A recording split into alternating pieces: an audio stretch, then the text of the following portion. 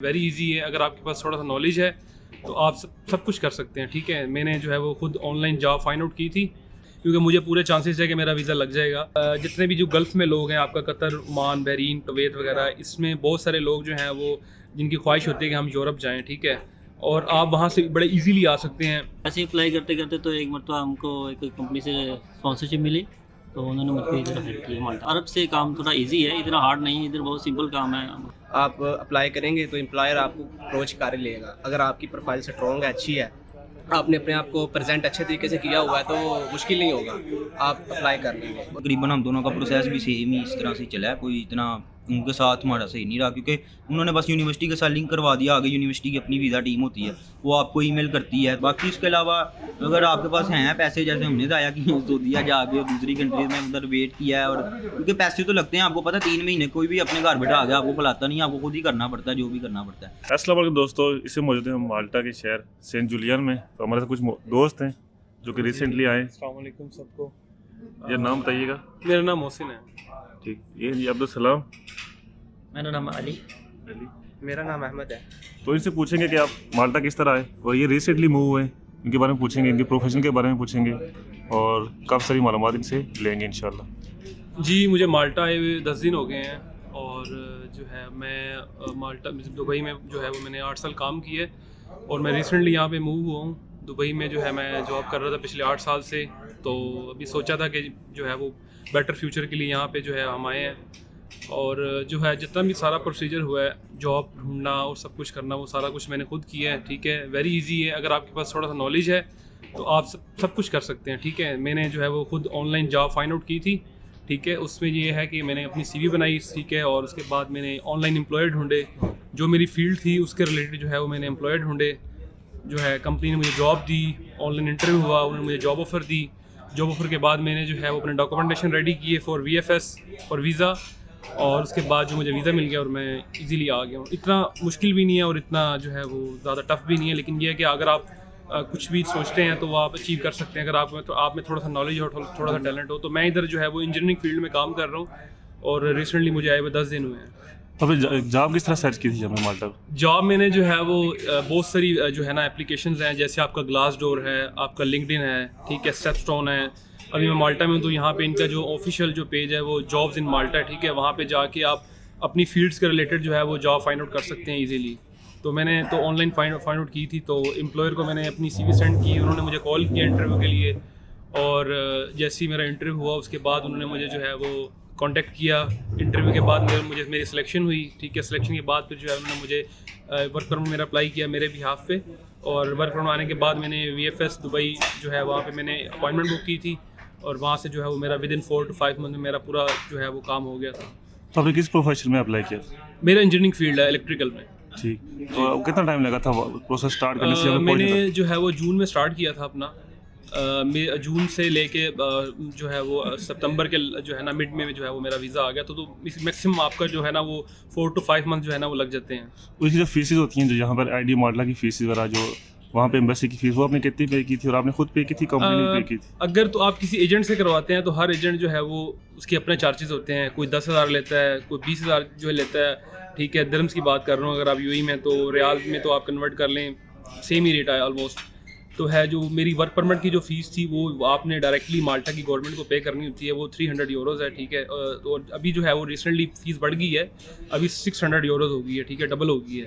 तो मैंने उस टाइम की थी तो मैंने 300 यूरोज़ वो पे किया था, और उसके बाद जो है मैंने जो अपनी फ़ाइल रेडी की उसमें जो है डॉक्यूमेंटेशन आपको चाहिए होते हैं वीज़ा के लिए। एम्बेसी में जब आप अपने अपॉइंटमेंट बुक करनी होती है उसमें आपको ये डॉक्यूमेंट चाहिए। आपका हाउसिंग के लिए लीज़ एग्रीमेंट होता है। ठीक है, आपकी इंश्योरेंस होती है, ट्रैवल इंश्योरेंस, जो 6 मंथ से लेके आप 1 ईयर तक बुक कर सकते हैं। ठीक है, उसके बाद जो है वो आप टिकट डमी बुक कर सकते हैं साथ में। ठीक है, बस ये कुछ डॉक्यूमेंट्स होते हैं मेन, और आपको जो है वो स्पॉन्सर कंपनी की तरफ से एक स्पॉन्सर लेटर आता है। ठीक है, ये चीज़ें जो हैं वो आप अपने जो है ना फ़ाइल में लगा के आप वीज़ा अप्लाई करते हैं। उसके मेरे वीज़ा अप्लाई करने के बाद जो है वो आपको इंटरव्यू के लिए आपका इंटरव्यू होता है, वीज़ा ऑफिसर आपका इंटरव्यू करता है। VFS में आपका इंटरव्यू होता है। इंटरव्यू के बाद जो है वो आपसे कॉमन क्वेश्चन किए जाते हैं, आपका पासपोर्ट नंबर, ये चीज़ें आपसे वो पूछते हैं। उसके बाद जो है वो आप आपको जो है वो फाइनलाइज करते हैं कि आपको वीज़ा रिलीज़ करना है, वीज़ा इशू करना है कि नहीं करना। जब आपको वीज़ा इशू हो जाता है फिर आप इजीली जो है वो ट्रैवल कर सकते हैं माल्टा के लिए। एक और बात पूछनी है, आप वहाँ पे कंपनी में काम करते थे, तो ये बताइएगा कि आप कंपनी के काम करते दौरान आपने वीज़ा अप्लाई किया तो कौन कौन से मुश्किलें पेश आई थी और किस तरह आपने उसको हैंडल किया? मैंने जो है जब जॉब फाइंड आउट की थी तो मैंने कंपनी को कुछ नहीं बताया अपनी, ठीक है। मैं जॉब मैंने फाइंड आउट की, उसके बाद जो है मैंने हर चीज़ जो है वो प्रोसेस की। और जब मैंने वीज़ा सबमिट कर दिया था अपना माल्टा जो एम्बेसी है अपना VFS में दुबई में, वहाँ पे मैंने जब डॉक्यूमेंट अपने दे दिए थे, पासपोर्ट दे दिया था, उसके बाद मैंने अपनी कंपनी से रिज़ाइन कर दिया था क्योंकि मुझे पूरे चांसेस है कि मेरा वीज़ा लग जाएगा और मुझे वैसे भी जो है दुबई में एक अच्छी अपॉर्चुनिटी मिल गई थी, तो इसलिए मैंने पहले ही रिज़ाइन कर दिया था। बाद में फिर जो है वो मेरा विदिन जो है वो 63 डेज़ में जो है वो मेरा वीज़ा भी आ गया था, फिर जो है मैं यहाँ मूव कर गया था। मैंने तो यार आप बताना चाहिएगा आपने सारा प्रोसेस खुद किया था, तब तुम कॉस्ट कितनी आई थी? मैंने अपना रफली कॉस्ट जो है जी मैंने सारा कुछ खुद किया था, तो मेरा जो है वो टोटल एक्सपेंस आ गया था तकरीबन 6,500 दिरहम, ठीक है। तो अगर आप किसी एजेंट से करवाते हैं या किसी और बंदे से करवाते हैं तो वो मोस्टली कोई 20,000 ले रहा है, कोई 15,000 ले रहा है, तो लेकिन मैंने खुद किया था तो अगर टिकट वगैरह डाल के मेरा टोटल जो है ना वो 7,500 तक लग गया था मेरा टोटल। यहाँ पर अभी रिसेंटली आए कुछ ही दिन हुए हैं, तो आप बताना चाहेंगे कि आपको माल्टा कैसा लगा या अपनी कंपनी जो आपने विजिट की है वो कैसी थी? माल्टा कुछ शेयर करना चाहें? माल्टा बहुत अच्छा कंट्री है, ठीक है। शेंजन जोन है, यहाँ पे आपको अच्छी अपॉर्चुनिटी मिलती हैं, मतलब एक कंट्री से आप दूसरी कंट्री में जो है वो अपने जब आपको TRC इशू हो जाता है आप जो है वो ट्रैवल कर सकते हैं, ठीक है। अच्छी अपॉर्चुनिटी है यहाँ पे और मुझे तो ओवरऑल माल्टा अच्छा लगा। एक स्मॉल कंट्री है लेकिन अच्छी अपॉर्चुनिटीज़ हैं यहाँ पे, ठीक है।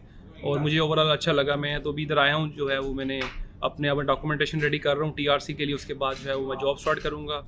कंपनी भी बहुत अच्छी है, उन्होंने मेरे साथ जो है वो बड़ा कोऑपरेट किया, मुझे बताया हर चीज़ के बारे में, आपको क्या क्या डॉक्यूमेंट चाहिए। जो है वो TRC कार्ड के लिए, जिसको हम टेम्परेरी रेजिडेंस कार्ड कहते हैं, वो आपका 1 ईयर के लिए वैलिडेट होता है, उसके बाद आप उसको एक्सटेंड भी कर सकते हैं। तो कोई ऐसी चीज़ आपको बताना चाहिए जो बंदे वहाँ से अप्लाई, क्योंकि बहुत सारे लोगों का सवाल होता है कि हम कैसे UAE से, सऊदी अरब से या किसी भी अरब कंट्री से आप अप्लाई करना चाहते हैं, तो आप क्या मशवरा देंगे कैसे आप अप्लाई करें या ऐसे करें तो वो ईजी रहेगा उनके लिए? किस तरह अप्लाई करके माल्टा या जॉब ढूंढने या ऐसी कोई चीज़ आप शेयर करना चाहें जो? अच्छा, मोस्टली जो है ना आपके जितने भी जो गल्फ़ में लोग हैं, आपका कतर, ओमान, बहरीन, कुवैत वगैरह, इसमें बहुत सारे लोग जो हैं वो जिनकी ख्वाहिश होती है कि हम यूरोप जाएं, ठीक है। और आप वहाँ से बड़े इजीली आ सकते हैं। पाकिस्तान, इंडिया और बांग्लादेश, नेपाल की निस्बत थोड़ा मुश्किल होता है वहाँ से जो है ना वीज़ा गेट करना। जब आप अपनी कंट्री से निकल के किसी दूसरी कंट्री में जाते हैं तो आप एक इंटरनेशनल वर्कर जो है ना कंसिडर होते हैं, तो आपकी जॉब अपॉर्चुनिटी बढ़ जाती है, आपकी जॉब जो है वो चांसेस लेने के बढ़ जाते हैं। तो वहाँ से जो है आप जो है ना कोशिश करें एक अच्छी सी अपनी जो है ना प्रोफाइल बनाएं, जिसमें आपका एक्सपीरियंस जो है वो डालें और उसमें जो है ऑनलाइन जो है ना सर्च करें। कोशिश करें बड़ी कंट्रीज़ को ना टारगेट करें, जैसे आपका जर्मनी है, बेल्जियम है, आपका जो है वो फ्रांस है, इटली है। ये कंट्रीज़ में थोड़ा जॉब फाइंड आउट करना मुश्किल होता है। कोशिश करें छोटी कंट्री को टारगेट करें, जैसे आपका रोमानिया है, लिथुआनिया है, उसके बाद चेक रिपब्लिक है, क्रोशिया है, माल्टा। ये कंट्रीज़ जो है वो आपको ईजिली जो है ना आपका गेटवे है, यहाँ पे आप इजीली जो है ना जॉब फाइंड आउट कर सकते हैं और आपको वीज़ा लगने के चांसेस जो होते हैं वो 60 to 70% होते हैं। और बाकी कंट्रीज़ में थोड़ा मुश्किल होता है, तो इसलिए मैं आपको ये प्रेफर करूँगा कि ये कंट्रीज़ में जॉब सर्च जो है फाइंड आउट करें। और मोस्टली जो बहुत सारी कंपनीज़ हैं वो जो है वो आती हैं दुबई में। मोस्टली मैं तो दुबई में रहा हूँ, बाकी इस कंट्री का मुझे नहीं पता, लेकिन वहाँ पे जो है वो ये जो यहाँ से जो रिक्रूटमेंट एजेंसीज होती हैं वो जाती हैं उधर जो है ना इंटरव्यू करने के लिए, तो आप उनको भी सर्च कर सकते हैं। आजकल तो AI का ज़माना है, आप AI से कुछ भी इन्फॉर्मेशन जो है ना वो निकलवा सकते हैं। तो मेरी कोशिश यही है कि आप सब जो है वो सबसे पहले अपनी प्रोफाइल बनाएं। अगर आपके पास जो है वो ड्राइविंग लाइसेंस है या आपके पास कोई स्किल है, ठीक है, आप किसी चीज़ का काम जानते हैं, तो आप जो है ना उसके रिलेटेड अपनी प्रोफाइल बनाएं और ऑनलाइन अप्लाई करें। बहुत ईजी है, ठीक है। ये आप पे डिपेंड करता है कि आप कैसे जो है वो अपने आप को आगे लेके जाते हैं। थैंक यू वेरी मच, आपने बहुत अच्छी इन्फॉर्मेशन शेयर की। थैंक यू तो अभी पूछेंगे दूसरे भाई से। अभी अली भाई से पूछते हैं, वो अपना एक्सपीरियंस शेयर करेंगे कैसे वो ओमान से यहाँ पर आए और इस बारे में जो भी मालूमात शेयर करेंगे वो शेयर करेंगे। जी भाई, मैं ओमान से आया हूँ और तो मैं तकरीबन ओमान में 4 साल काम किया है एज ए इलेक्ट्रीशियन PDO में। तो उधर से मैंने अपनी जॉब सर्च की थी वैसे ऑनलाइन। तो ऑनलाइन मैंने बहुत सारी वेबसाइट पे अप्लाई किया, ठीक है। तकरीबन एक दिन में तकरीबन 4-4 घंटे लगाता था और कंटिन्यू अप्लाई करता था। ऐसे ही आपको जब कंटिन्यू अप्लाई करते रहेंगे तो आपको और अपॉर्चुनिटी मिलेंगी, ठीक है। तो ऐसे ही अप्लाई करते करते तो एक मरतबा हमको एक कंपनी से स्पॉन्सरशिप मिली, तो उन्होंने मुझको इधर हायर किया माल्टा में। तो आपने खुद ही अप्लाई किया था सारा प्रोसेस? जी, मैंने खुद ही अप्लाई किया था एज ए ऑनलाइन। तो आपने कितना समय वहाँ पे काम किया? 4 साल। 4 साल के। तो यहाँ पे जो तुम 3 मंथ हो गए, तो कैसा लगा यहाँ पर आके? काम किस तरह का है? डिफरेंट है, हार्ड है, इजी है, या जो कुछ शेयर करना चाहे? इधर माल्टा में अरब से काम थोड़ा इजी है, इतना हार्ड नहीं है, इधर बहुत सिंपल काम है। अरब में थोड़ा ज़्यादा डिफ़िकल्ट है, ठीक है। उधर का टेम्परेचर भी है, इधर तो ज़्यादा टेम्परेचर कूल है, इतना ज़्यादा गर्मी नहीं है, तो इधर काम करना बहुत इजी है। तो ये बताएंगे कि अपने जो हमारे व्यूज़ देख रहे हैं उनको क्या बताना चाहेंगे, क्योंकि अगर वो अप्लाई करना चाहते हैं तो किस तरह अप्लाई करें? कोई टिप आप देना चाहें? जी, अभी तो टेक्नोलॉजी का दौर है, अभी जो ChatGPT है, गूगल है, यूट्यूब है, ठीक है। आप उधर सर्च करेंगे तो आपको बहुत सारी इन्फॉर्मेशन मिलेगी और बहुत सारी कंपनी भी मिलेंगी। आप अपनी एक अच्छी सी प्रोफाइल बनाएं, ठीक है, और उसके बाद एक कंपनी को सेंड करें हर रोज़, ठीक है, तो आपको कोई ना कोई इंशाल्लाह अपॉर्चुनिटी मिलेगी। ठीक। और इसके अलावा बताना चाहिए कि अगर खुद ही अप्लाई किया तो आपको कितना खर्चा आया, इस बारे में जो भी मालूमात आप शेयर करना चाहें? मस्कत तो मानी रियाल में तकरीबन मेरा 800 रियाल खर्चा आया, तो बाकी इधर का एक्सपेंस तकरीबन 300-400 यूरो में खर्चा है तकरीबन। ठीक। और उसके अलावा वहाँ पे जब आपने अप्लाई किया तो क्या क्या मुश्किलात आपको पेश आई उस बारे में? उधर तो उस कंपनी के मुझे सिलसिले में या एम्बेसी के हवाले से? उधर तकरीबन मुझे कोई इतनी ज़्यादा मुश्किल पेश नहीं है, क्योंकि मेरा आज़ाद वीज़ा था, ठीक है। जो भी डॉक्यूमेंट थे मैंने अरबाब से ऐसे ही उनकी सब कुछ उसने मुझे प्रोवाइड कर दिया वेरी इजीली, तो कोई उधर मुझको प्रॉब्लम फेस नहीं की, तो हर चीज़ इजी थी। अब मैंने एक अरबाब का NOC लेटर, सैलरी स्लिप और एक certificate, police certificate, everything easy थी, इजी था। इजी था। वो क्या कहना चाहिए, माल्टा कैसा लगा, और जो लोग आना चाहते हैं उनके बारे में कुछ कहना चाहिए आप? माल्टा बहुत इजी अच्छा कंट्री है, ठीक है, तो इधर आना चाहिए। बहुत अच्छी, बहुत ज़्यादा अपॉर्चुनिटी, इधर टैक्स भी थोड़ा कम है बाकी यूरोपीय कंट्री से, तो इधर काम करना भी आसान है, बहुत इजी है। और लोग कैसे हैं? अगर लोगों के साथ टाइम गुजारा तो लोग कैसे हैं? और जो कंपनी के स्टाफ है या मैनेजमेंट है वो? इधर कंपनी जो मैनेजमेंट है वो बहुत अच्छी है, तो इधर सब काम करने पड़ते हैं, ये नहीं कि एज ए इलेक्ट्रीशियन जो भी काम है वो आप करते हैं, वो ये सारे काम करने पड़ेंगे आपको। बहुत अच्छी कंट्री है। थैंक यू वेरी मच, आपने काफ़ी अच्छी मालूमात हमें दी है। अभी हम अहमद भाई से पूछेंगे, वो अपना एक्सपीरियंस शेयर करेंगे माल्टा के बारे में, किस तरह माल्टा है और जो भी शेयर करना चाहें। मेरा नाम अहमद है। मैं सऊदीया में मक्का में सऊदी इंटरटेनमेंट वेंचर में काम करता था अरफात के पास, और मैंने खुद ही सारी जॉब अप्लाई किया और खुद ही सर्च किया। उसके पास ChatGPT है, परप्लेक्सिटी ऐप है, उसके बाद गूगल पे जो है वेबसाइट पे लॉट ऑफ चीज़ें पड़ी हुई हैं गूगल पे। आप जाके उधर सर्च करें, आप चीज़ें देखें, CV बनाएं यूरोपास CV बनाने के बाद डिफरेंट एम्प्लॉयर को अप्रोच करें आप, तो उसमें आपका जो है ना किसी न किसी, अब डेली कोशिश करते रहेंगे तो किसी न किसी जगह पे आपकी वो हो जाएगा। आप अप्लाई करेंगे तो एम्प्लॉयर आपको अप्रोच कर ही लेगा। अगर आपकी प्रोफाइल स्ट्रॉन्ग है, अच्छी है, आपने अपने आप को प्रेजेंट अच्छे तरीके से किया हुआ है, तो मुश्किल नहीं होगा, आप अप्लाई कर लेंगे। और उसके बाद आपका आ जाता है, आपका सऊदी में कफील सिस्टम है। कफील सिस्टम से निकलना थोड़ा डिफ़िकल्ट है, ये बात है, अपनी जगह पे सही है, लेकिन आपको जो है ना वो चीज़ों का ये है कि कंपनी से आपने डिस्टेंस बना के रखना है। कंपनी को ये नहीं बताना कि मैं अप्लाई कर रहा हूँ वीज़ा। अगर आप कंपनी को बताएंगे कि मैं वीज़ा अप्लाई कर रहा हूँ, तो वो आपको जो है ना होल्ड ऑन पे डाल देगी। वो आपको कहेगी आप नहीं मूव नहीं हो सकते। आपने कंपनी को नहीं बताना, आपने सीधा अप्लाई कर लेना है। एम्प्लॉयर को अप्रोच करना है सबसे पहले अपने, उसके बिहाफ पे आपने वर्क परमिट अप्लाई जब हो जाएगा आपका, सारी चीज़ें सीक्रेसी के साथ चलानी है आगे।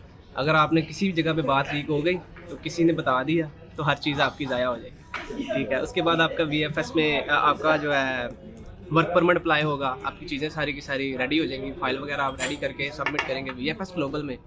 जब आप VFS ग्लोबल में सारा कुछ सबमिट कर देंगे, उसके बाद सऊदी वालों का ये होता है कि जो सऊदी से अप्लाई करता है ना, उसका VFS में इंटरव्यू लाजमी लेते हैं वो। जो माल्टा की आइडेंटिटा माल्टा की तरफ से जो होता है वो इंटरव्यू लाजमी होता है। विदाउट इंटरव्यू वो सऊदी अरेबिया से नहीं आने देते, ठीक है। वो आपका इंटरव्यू लेंगे, उसके बाद वो आपको डिफरेंट क्वेश्चन करेंगे। आप अगर उन पे से पास आउट कर जाते हैं, उनको सेटिस्फाई कर देते हैं, तो आपका वो वीज़ा इशू कर देते हैं। और इसमें टोटल प्रोसेस में तकरीबन आपके 6 मंथ लग जाते हैं। तो इसके बाद ख़र्चा आ जाता है तकरीबन आपका 8 से 9 हज़ार रियाल खर्चा आ जाता है। और टिकट वगैरह डाल के तकरीबन आप 2600-2700 की टिकट मिल जाती है सऊदी रियाल की। वो आप डाल के तकरीबन 8-9 हज़ार रियाल का बन जाता है टोटल। तो जो कंपनी आपने सर्च की थी, जिसमें आप आए, वो कंपनी आपने कहाँ से सर्च की थी, और कंपनी किस तरह की, जहाँ पे आप काम भी कर रहे हैं? कंपनी काम अच्छी किस तरह है, कंपनी अच्छी है। और कंपनी मैंने गूगल से ही सर्च की थी, ऐसे ही रैंडमली अप्लाई किया था। और डेली बेसिस पे मैंने एक रूटीन बनाई हुई थी कि मैं डेली बेसिस पे जॉब अप्लाई करूँगा, और उसके हिसाब से मैंने अप्लाई किया तो उन्होंने अप्रोच किया, इंटरव्यू हुआ, तो सारा कुछ डिस्कस हुआ, उन्होंने मुझे ऑफर लेटर दिया और आगे प्रोसेस कंटिन्यू। तो कोई इंटरव्यू लिया था पहले? हाँ जी, कंपनी ने मेरा इंटरव्यू लिया था और इंटरव्यू के बाद उधर हमारी डिस्कशन हुई थी, सैलरी वगैरह हर चीज़ वो डिस्कस करते हैं आपके साथ, तो फिर उसके बाद आपका प्रोसेस कंटिन्यू। ठीक है, बहुत शुक्रिया। अभी हम स्टूडेंट के बारे में पूछेंगे कि स्टूडेंट वीज़ा भाई ने कैसे अप्लाई किया, और स्टूडेंट के बारे में जो भी मालूमात आप भाई शेयर करेंगे हमसे। जी ठीक। अस्सलाम वालेकुम, मेरा नाम है अब्दुल राफी। मेरा नाम है मोहम्मद हमाद ज़ाहिद। हम दोनों यहाँ पे आए हैं, क्या नाम है, अपना स्टूडेंट स्टडी वीज़ा के ऊपर आए हैं। तो तकरीबन मुझे हो गए हैं तकरीबन 10 महीने लगे हैं मेरे प्रोसेस को। टोटल जनवरी में मैंने अप्लाई किया था। उसके बाद फिर कंसल्टेंट्स वगैरह के पास गए। वो आपको पता है कंसल्टेंट पाकिस्तान में जो है ना इतना अच्छा कोई गाइड नहीं करते। उनकी गाइडेंस ने थोड़ा सा हमारा ना प्रोसेस जो है उसको डिस्टर्ब किया। उसके बाद हमारी इनटेक पहले मई की थी, तो डॉक्यूमेंट्स कंप्लीट ना होने की वजह से उन्होंने हमारी इनटेक अक्टूबर की करवा दी।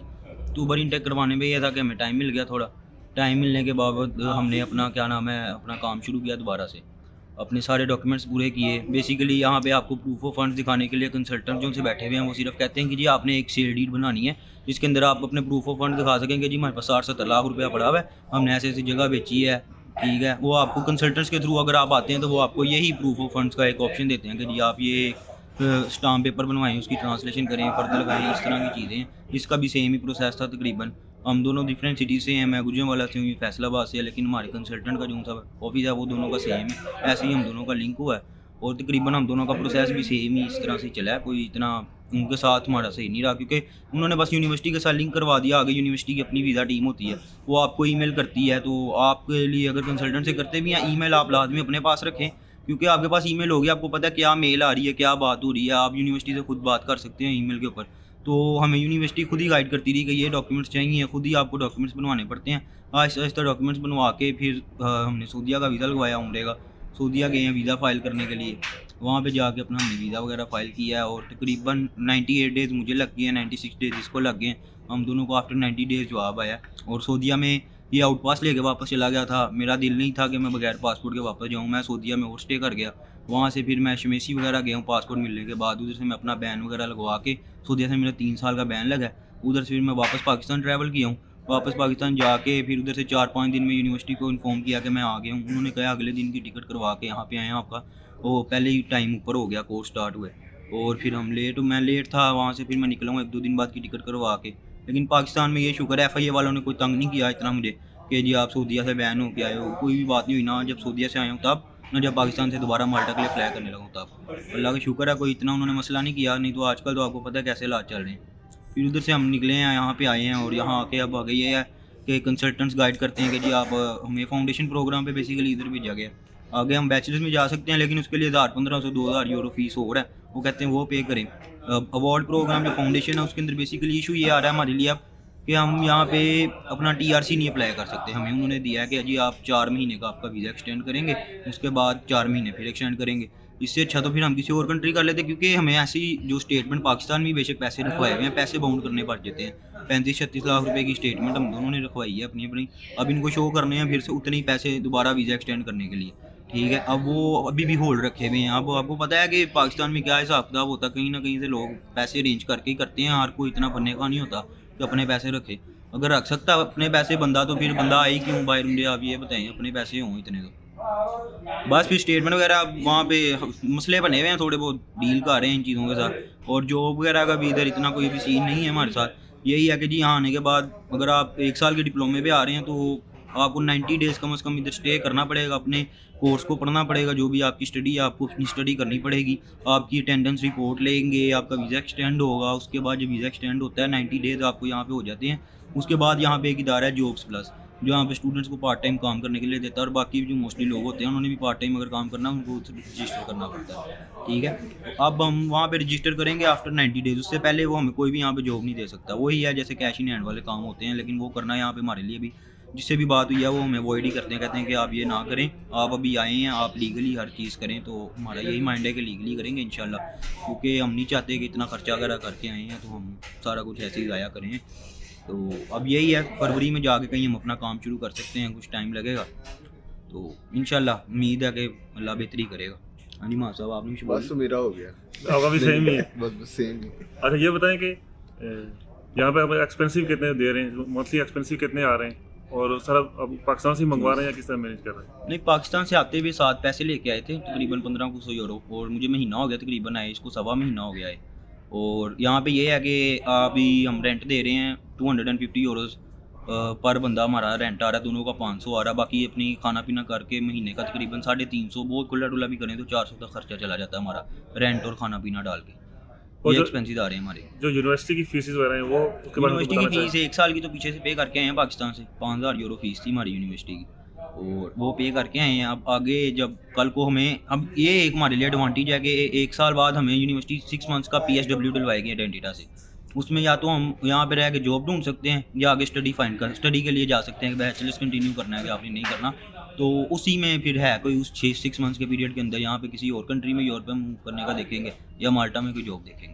तो आप इस प्रोसेस से गुजर के आए हैं स्टडी बेस के ऊपर, तो आप कुछ एडवाइस करना चाहेंगे जो लोग स्टूडेंट बेस पे आना चाहते हैं, उनके बारे में कोई टिप वगैरह देना चाहेंगे, क्या काम करना चाहिए, क्या काम से अवॉइड करना चाहिए?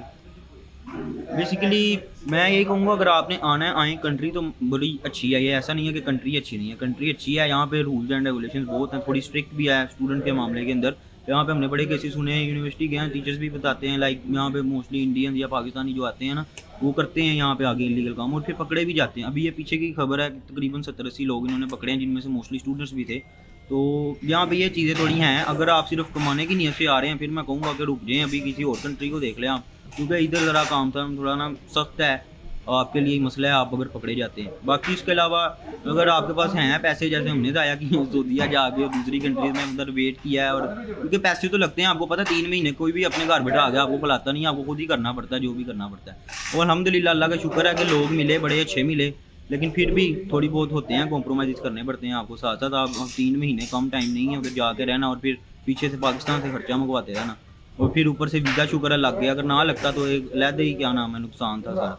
अल्हम्दुलिल्लाह हमारा दोनों का खर्चा तकरीबन 35 से 36 लाख रुपया टोटल आया अभी तक, यहाँ आने तक टिकट वगैरह सारा कुछ डाल के माल्टा का। तो यही है, स्टूडेंट्स को ज़रा के ध्यान से देख लें, अगर आपके नंबर अच्छे हैं आप किसी और कंट्री में अप्लाई कर सकते हैं, कोई मसला नहीं अगर आप साल लेट हो जाते हैं किसी और कंट्री में अप्लाई करने के लिए, लेकिन आप कहीं और चले जाएँ, क्योंकि यहाँ पे तो आप आएंगे, ये आपके लिए यहाँ पे लैंड एरिया भी नहीं है इर्द गिर्द, ये सारा एक जजीरा सा है, इधर से आपको कहीं जाने के लिए अप्लाई करना पड़ता है किसी और कंट्री के लिए, या आप बहरी जहाज़ के थ्रू जा सकते हैं। आप दूसरी कंट्रीज़ में हो, इधर उधर मूव तो आप कर सकते हैं ना, कल को लीगली अपना हर प्रोसेस कर सकते हैं। ये आपके लिए एक चीज़ें हैं, हम लोग इधर आए हैं, हम एक्सपीरियंस कर रहे हैं इस चीज़ को। अब देखें आगे छुट्टियां आ रही हैं, कम से कम 2-3 हफ्ते की छुट्टियां आ जाएंगी हमें, हम इधर से जा नहीं सकते जब तक अपना वीज़ा नहीं एक्सटेंड करते हम, हमारे लिए चॉइस नहीं है कोई और, लाइक किसी और कंट्री में बंदा घूमने चला जाता है या कोई चीज़ है अगर आपके, क्योंकि अभी काम तो है नहीं कुछ, यहाँ पे 3 हफ्ते ऐसे ही तो नहीं ना बैठे रहना, कहीं और बंदा चला जाए। दूसरी कंट्रीज़ में होते तो बाय लैंड आप बस वगैरह या कोई भी ट्रांसपोर्ट के थ्रू जा सकते थे, इधर टिकट लेके जहाज़ से जाना है, पता नहीं जाने भी देते हैं नहीं जाने देते, 100 मसले होते हैं। फिर ओपन बॉर्डर कंट्री बेशक है, लेकिन फिर भी थोड़े बहुत हैं इस तरह के इश्यूज़, तो अवॉइड करें इतना ना।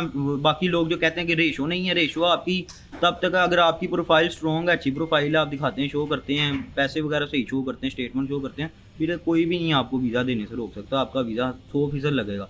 जब आप अच्छी प्रोफाइल के साथ अप्लाई करें फिर तो रेशो 100% है। हम दोनों आए हैं, एकदम जैसे आपको सारी प्रोफाइल बयान की है ऐसे है, जैसे आपकी यूनिवर्सिटी की वीज़ा टीम आपको डॉक्यूमेंटेशन बनाने का कहती है, आप बिल्कुल उस तरह करें। हर बंदा इधर जो वर्क पे भी आता है वो भी अपनी कंपनी को सुन के आता है, हम अपने इंस्टीट्यूट को सुन के आए हैं, जो जो चीज़ें उन्होंने मांगी हैं। खुद फन्ने का नहीं बनना कि भाई ये काम करना है तो ये नहीं करना, हमने ऐसे करना है तो वैसे नहीं करना, जैसे चीज़ें चाहिए उसी तरह चीज़ें करनी है, बस जैसे आपसे मांगी जाएँ बस वो चीज़ें आपने करनी है सारी उस तरीके के साथ। बस ये मेरी है, एक आना है तो आप आएँ, 100 बिस्मिल्लाह, कोई नहीं वीज़ा लगता है। बाकी इंटरव्यू वगैरह जब होते हैं तो आप कॉन्फिडेंस के साथ इंटरव्यू देना। आजकल तो मैंने सुना है सऊदीया में VFS जाके इंटरव्यू हो रहा है, हमारा तो ऑनलाइन हुआ था, वो आपको फिजिकली बुलाते हैं VFS के अंदर, बुला के फिर आपका इंटरव्यू लेते हैं, सारे डॉक्यूमेंट्स के साथ चेक करते हैं आपको। तो ये चीज़ अब न्यू है, इसका मुझे एक्सपीरियंस नहीं है। बाकी ऑनलाइन इंटरव्यू में बेसिकली कुछ भी नहीं था इतना खास, थोड़े बहुत सवाल थे जो उनसे उसने क्रॉस क्वेश्चनिंग की थी, उसके अलावा बाकी सब कुछ ठीक था। तो जो कोई इंस्टीट्यूट है या कॉलेज यूनिवर्सिटी तो रेगुलर जाना पड़ता है, स्ट्रिक्ट है, या उसमें जी जो स्कूल या कॉलेज जहाँ भी जाते हैं वो स्ट्रिक्ट है, वहाँ पे जाना लाजमी है या इतना स्ट्रिक्ट नहीं? शेड्यूल हमारा आप देखें कि हफ्ते में करीब 7 दिन है, लेकिन हमें सिर्फ 2 दिन क्लासेस होती हैं हमारी, बैचलर्स का भी है, मास्टर्स का भी है, जो भी है उसको 2 दिन यहाँ पे पढ़ना पड़ता है। मोस्टली यूरोपियन कंट्रीज में 5-5, 6-6 दिन क्लासेस होती हैं, कभी कभी सैटरडेज भी उनके ऑन हो जाएंगे। यहाँ पे नहीं इस तरह का सीन, यहाँ पे सिर्फ 2 क्लासेस होंगी। अब हमारी दोनों की क्लास होती है ट्यूसडे और थर्सडे को, ये 2 दिन क्लासेस हैं, उसके अलावा हम पूरा वीक फ्री हैं। उसके अंदर यह है कि जो हमें असेसमेंट मिली हुई है उसकी एक डेडलाइन उन्होंने दी है 1.5 माह 2 माह बाद की, वो असेसमेंट हमने अपनी साथ साथ असाइनमेंट्स बना के कंप्लीट करके इनको सबमिट करवानी है, वो 1.5-2 माह के अंदर अंदर। तो यहाँ पे पढ़ाई इस तरह से है, ये है कि पढ़ना आपने खुद है, उन्होंने तो आपको एक दिन बताना है, अगले दिन उन्होंने नई चीज़ पे जाना है कि आपने असेसमेंट के अंदर नई चीज़ कैसे ऐड करनी है। पुरानी चीज़ को अगर कोई मसला है आप पूछ सकते हैं, ठीक है, लेकिन उसको करना तो आपने खुद दिया ना, सर ने वो टीचर्स वगैरह पकड़ के करवाएंगे तो नहीं आपको बिल्कुल भी। तो पढ़ाई है यहाँ पे, अभी शुरू में वार्ड प्रोग्राम फाउंडेशन है, इसके ऊपर इतनी सख्ती नहीं है, लेकिन आगे बैचलर्स का जब जाएंगे तब बेहतरीन पता लगेगा कि बैचलर्स में कितनी सख्ती है। लेकिन अभी हमारा एक्सपीरियंस पढ़ाई को लेकर तो ज़रा ठीक जा रहा है कि इतनी सख्ती नहीं है, आराम सुकून से हम पढ़ सकते हैं यहाँ पे। एक बात बताइएगा कि अभी आपको वीज़ा एक्सटेंड करके दे रहे हैं, वो क्या स्टैम्प लगती है पासपोर्ट के ऊपर या आईडी होती है, क्या चीज़ होती है? नहीं, वो वीज़ा जैसे पासपोर्ट पे लगता है ना, 4 मंथ्स का हमारा वीज़ा एक्सटेंड होगा, लॉन्ग टर्म एक्सटेंड। ये अभी जो हम जिस वीज़े पे आए हैं ये सिंगल एंट्री वीज़ा, वो हमारा मल्टीपल एंट्री वीज़ा होगा, तो वो हमारे पासपोर्ट पे ही लगेगा वीज़ा। हमें इनको यहाँ पे आगे कुछ डॉक्यूमेंट्स हैं, लाइक वीज़ा फॉर्म दोबारा से भर के देना है, फिर लीज एग्रीमेंट का फॉर्म है नोटराइज करवाना है, हाउसिंग अथॉरिटी वगैरह लगा के देनी है इनको, और ये 2-3 चीज़ें हैं, और स्टेटमेंट दोबारा शो करनी है इनको। उसके अलावा बाकी सब कुछ ठीक है, वीज़ा आपके पासपोर्ट पे लगेगा बस, ठीक है ना, ये scene. Thank you very much, बहुत शुक्रिया, बड़े बहुत काफ़ी सारी मालूमात शेयर की, तो सबका बहुत शुक्रिया, थैंक यू। ओके, अल्लाह हाफ़िज़। अहमद, मोहम्मद हमाद, अब्दुल राफी, अली, अब्दुल सलाम, कुछ पूरा नहीं मोहसिन। मैं आप ही दे